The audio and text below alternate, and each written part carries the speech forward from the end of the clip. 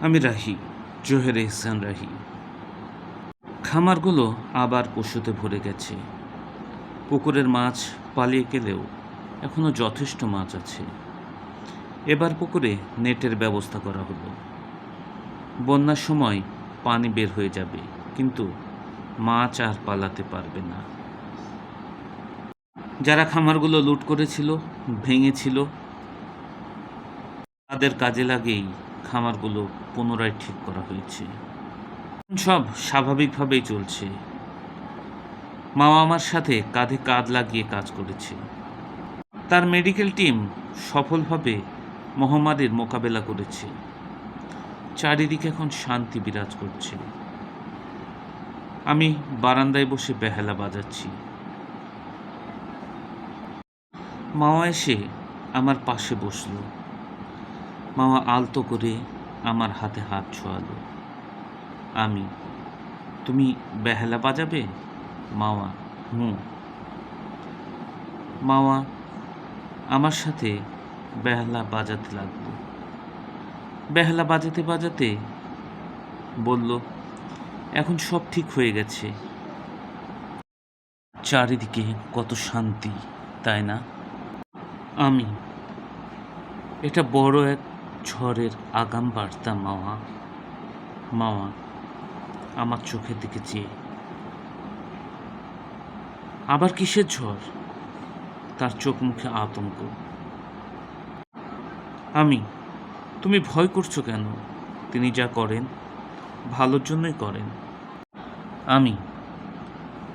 জানো মামা, অনেক দিন থেকে আমি চেষ্টা করছি আমরা যেন মিশ্র সংস্কৃতি থেকে বেরিয়ে আসতে পারি।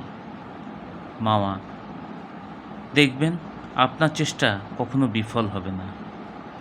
আমাদের সংস্থার ছেলেমেয়েরা তাদের সহপাঠীদের বিভিন্নভাবে বুঝিয়ে চলেছে, এমনকি অমুসলিম ছেলেমেয়েদেরও তারা মার্জিত পোশাক পরার উৎসাহ দিচ্ছে। ফল কেমন হচ্ছে? মামা আমার মুখের দিকে অবাক হয়েছে। যার ফর্মুলাতে কাজ হচ্ছে সেই ভালো জানে। আমি মুচকি হেসে, সঙ্গদেশে বলে লোহা ভাসে। তাদের কিছু খরচ করতে বলো, নয়নকে বলো তাদের কিছু করে যেন হাত খরচ দেয়। এত টাকা কে খাবে? সব তো তার জন্যই। হঠাৎ কালো রঙের একটা হাইসি গ্রামে প্রবেশ করল। ঝুমের বাড়ির সামনে থামল।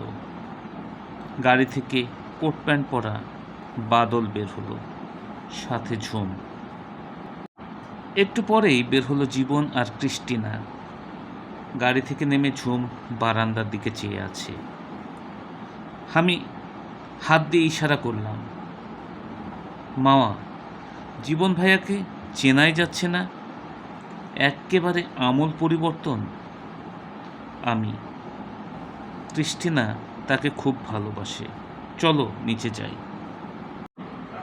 আমরা ঝুমের বাড়ি। আমি আর বাদল বসে গল্প করছি। ক্রিস্টিনা ঝুমকে সাথে নিয়ে মামাকে তার ল্যাপটপে কিছু দেখাচ্ছে। তারা বেশ মজা করছে। জীবন পাশে বসেই ছিল। কি ব্যাপার জীবন, তারা কি কোনো কমেডি দেখছে? জীবন হেসে দিল। আমি তাদের দিকে চেয়ে, আমি ভুল বলেছি? বাদল মুচকি হেসে, না রে, তারা বিয়ের ভিডিও দেখছে। শুধু তোমরাই দেখবে? আমি কি দেখতে পাবো না? মামা আর ঝুম একে অপরের মুখ চাওয়াচাওয়ি করে। ক্রিস্টিনাকে বাধা দিতে যাবে, কিন্তু ক্রিস্টিনা তাদের কোনো সুযোগ না দিয়েই মহা আনন্দে ল্যাপটপ নিয়ে চলে এলো। বিভিন্ন প্রোগ্রামের ভিডিও সব আমি চলে আসার পর নতুন করে করেছে। এঙ্গেজমেন্ট, মেহেন্দি, গায়ে হলুদ, বউ ভাত। আমি অবাক হয়ে বাদলের দিকে চেয়ে রইলাম। বাদল, কি হলো? তুই কি দেখছিস অমন করে? এই ভিডিও কি তোর পরকালে কোনো কাজে দিবে? কারো মুখে কোনো কথা নেই। ক্রিস্টিনা আর জীবন একসাথে সব ডিলিট করে দিয়েছি ভাইয়া। আমি চাকরি, পাসপোর্ট, লাইসেন্স এর মতো জরুরি কাজে ছবি না হলে চলে না। তাই আমাদের মুরব্বীগণ ছবি তোলার অনুমতি দেন। তাই বলে তোমরা বলতেই মামা এসে আমাকে, তারা সব মুছে ফেলেছে তো, চলুন খেতে হবে। আপনি বলেছিলেন ঝুমা আপু দারুণ রান্না করে। আমি ঝুমের দিকে চাইলাম। ঝুম 2 কান ধরে আছে। আমরা খাবার টেবিলে। ঝুম ভেড়ার গোস্তের কাবাব, কাচ্চি আর রোস্ট, সাথে ছোট মাছের ভাজা। বেশ, কিন্তু আমি একটু অবাক না হয়ে পারলাম না। আমরা 2 বন্ধু খাবার টেবিলে পাশাপাশি বসেছি, কিন্তু সব খাবার বড় বড় বাটিতে ডবল করে বাড়া। আমি ঝুমের দিকে চেয়ে, ঝুমা, আমরা কি রাক্ষস? তুমি কি সব ভুলে গেছো নাকি? মামা হাসতে হাসতে, আরে না না, আমি ভেবেছিলাম আমরা উপরে গিয়ে খাবো, তাই চলুন না, উপরে আমাদের অনেক জরুরি কাজ আছে। নিচে এখানে খেলে কিন্তু আমি আর উপরে যাব না, একেবারে রাতে। আমি, না না, আচ্ছা ঝুম, আমরা বরং উপরেই চললাম। ঝুম হেসে দিল। আমি চুপ করে কেটে পড়লাম। বাড়ি পৌঁছে মামা সেই হাসি।